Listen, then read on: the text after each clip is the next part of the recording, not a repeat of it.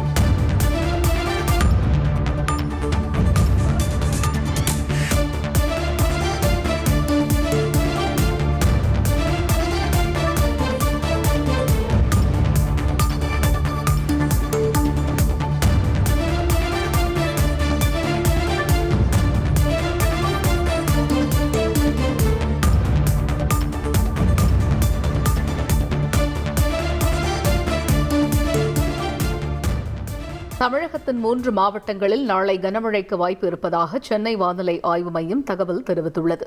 இதுபற்றிய விவரங்களை அறிவோம். எமது செய்தியாளர் தாயுமானவன் இணைகிறார். தாயுமானவன் வணக்கம். சென்னை வானிலை ஆய்வு மையம் வெளியிட்டுள்ள தகவல் என்ன? குமரிக்கடல் மற்றும் அதை ஒட்டிய பகுதிகளில் ஒரு வளிமண்டல கீழடுக்கு சுழற்சி என்பது நிலவி வருகிறது.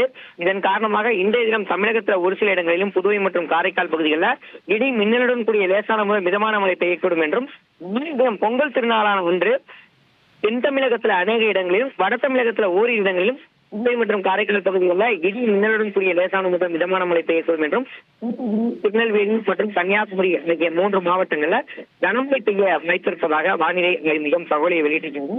வருகின்ற 19ஆம் தேதி வரை தமிழகத்தின் பல்வேறு மாவட்டங்களுக்கு மழைக்கான வாய்ப்பு இருப்பதால் எச்சரிக்கை என்பது விடுக்கப்பட்டிருக்கிறது.